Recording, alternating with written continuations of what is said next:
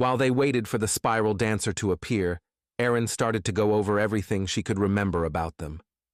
Unlike normal werewolves, spiral dancers only had two forms, a man form and a half form. In their weird offshoot, and likely due to some inbreeding subspecies, they had lost their wolf forms. Instead, they kept their human intelligence with their superior speed and strength of their half form. They also had a strange ability that they typically only used as a last resort was to shoot bits of tufts of hair out in a sphere-shaped radius. It was kind of a last hurrah kind of attack. The tufts of hair were stiff and acted more like spikes, but instead of only having one entry hole, like a spike would, you might have 50 from all of the individual hairs. These hairs were also toxic. If you only were hit with a single tuft, you could fight off the toxins. But you don't typically get hit with only one tuft, you get hit with 10 or more tufts. The fun part was that vampires could recover quickly from it, and it didn't affect werewolves at all. Who it did affect were humans, because of course it would be humans. Soon enough, the beast came into view. She knew it would be fast, but knowing and seeing were two very different things. Mark was a blur as he moved even with the speed spell that had been cast. That was a little terrifying to know a vampire could move that fast. She had learned that with vampires, their gifts were more based on the gifts of their sires as well as lineage and age.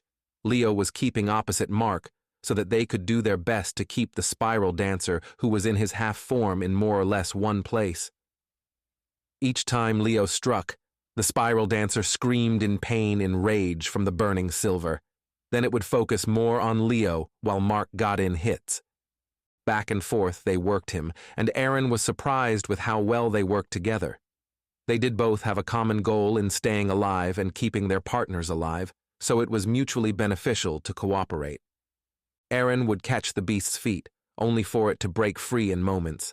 Instead, she started to switch to making the ground spike up, looking for injury instead of trapping. In order to attack at all, she needed to be able to see the spiral dancer. This meant that most of the time, she was not under any kind of cover like Katie was. Finally, Leo stabbed through, while Mark ripped out the spiral dancer's throat. Blood and hair tufts sprayed everywhere, striking Mark and Leo, of course, but also hit Erin. Shit! Shit! Both men exclaimed when they realized one of the girls had been hit. They both raced over as Erin fell. Stay back, Leo warned. Don't worry, I'm sated still and her blood smells too much of the toxin. She is most decidedly unappetizing at the moment. Can you heal her? He asked both Leo and Katie. Katie replied first. I was never taught a spiral dancer toxin removal. It would be a little dangerous to try. I know the way we remove it, but it requires materials we don't have here. There should be a werewolf pack around here, Mark replied. Spiral dancers always set up near packlands. But where? Hawk couldn't see any kind of civilization during its scouting. Use the coffin roads, Mark replied. They always lead to packlands. Coffin Road? Leo asked. They have a lot of different names. Katie added. You might know them as ferry roads or ley lines. Ley lines. Those I know, but they can be dangerous. It's up to you, but she's already unconscious and maybe you'll be lucky and it will be close, Mark replied. Leo looked around and spotted a ley line running roughly north to south not too far away. He had been aware of it previously, but traveling such paths could leave you open to the Fae and their rules. Usually, they allowed their use without molestation if there was an injury, but it was always a possibility that you would get one of the darker Fae, and they don't show such mercy. I have a strong feeling everything will be all right, Leo. Katie added. Trust her. She's an enchanter and she always seems to just know things. She is the one who told me to run in this direction and she brought us to you, Mark said. Resigned to use the ley line, Leo looked over to Katie. And do you get a better feeling for the north or the south path? She seemed to consider, and then pointed south. South it is. Mark had to retreat to the daytime hidey hole Erin had made as dawn approached, while Katie helped Leo gather his and Erin's things, and rehide the silver sword in its cane base. Mark and I won't say anything about it either, She said as she locked the sword in place. I appreciate it. Katie gave him a wave before retreating to the hidey hole. Leo trotted over to where the ley line was and took a deep breath before intentionally crossing over the boundary. Sometimes the darker fae will allow a sleeper to cross over a ley line, or even lead them to one to then cross over. This is where will-o-wisps come from. Those are fae intentionally leading a sleeper into the fae realms to then be hunted by the darker fae. If they survive the hunting for long enough to make fairy deals and contracts, a sleeper can become what's referred to as a changeling. The process creates permanent changes, and the sleeper becomes more fae than human. Mages and werewolves can intentionally cross ley lines, much like Aaron had them all cross into the Shadowlands previously. Now, he was taking Aaron into a ley line. Traveling this way is risky. The biggest challenge is that they don't have a beginning or ending. Similar to a highway, you can get off at any time. The difference is that there are no markers to tell you where you are. Because one step might be 3 steps or 50, it was very hard to judge how far you've gone. So, while all pack lands were connected by ley lines, that didn't mean it was a safe journey or a measured journey. Take 50 steps in that direction, and you will end in Packland A. That wasn't how it worked. In fact, if anyone had ever created such a system, it had been lost over time. He pointed himself south and began walking. His teachers had told him that if he ever needed to use one, to move slowly. Step and sniff, identify the smells, and then step again. It might seem slow, but he was actually traveling miles quickly.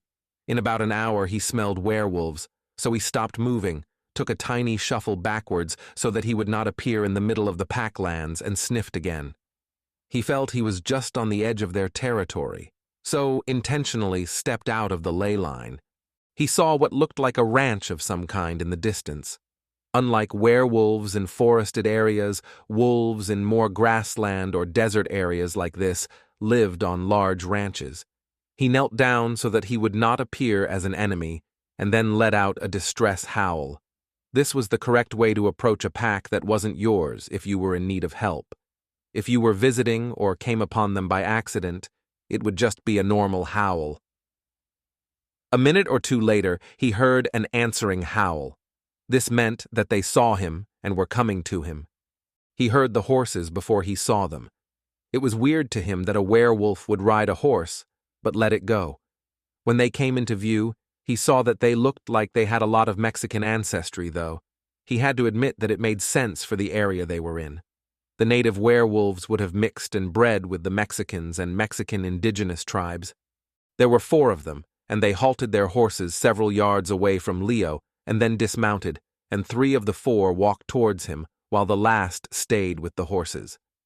It was customary for the one who was the outsider to begin introductions, so he did. I'm Leon Ravenwing of the Blood Talon Pack out of Virginia. This is Erin Blackwell, who is also from Virginia, and she is my partner for the survival class. We are out on our midterm and were attacked by a spiral dancer. We were helped by a team from the West Coast School. The spiral dancer has been killed, but my partner got hit with the death throw. The dancer was alone, and I traveled the ley lines to find a pack that would be willing to help her. Are you that pack? The 3 that had moved forward were speaking softly with each other, in a language he didn't know. It didn't sound like Spanish, so guessed it was one of the native languages. There was some pointing, so guessed they must have noticed she had been marked as friend of the pack. He was very thankful to Alpha Featherwind for doing that.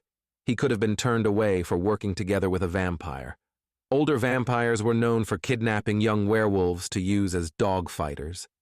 They would be abused and forced to stay in a wolf form, and then be made to fight each other or other animals to the amusement and entertainment of other vampires who would bet on who would win. This was a thing that had started many centuries ago and still happened to modern times. This was why werewolves hated and killed vampires on sight, and no amount of mage intervention was going to change that. Vampires would always prey on werewolf youths who wandered too far from the pack. To them, Young vampires just haven't learned to have a taste for it. The reality was that the percentage of vampires that actually participated in these fights was small, much like the population of humans that bet on horse races. Some participate regularly, some once in a great while. Others may only go once, and still many more will never go even once. But how was a werewolf to know which a vampire was?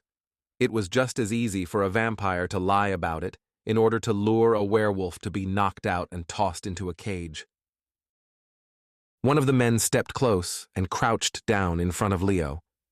We will help her, and because you have made it to civilization, we will give you access to a phone to be told where to go to get back to the school.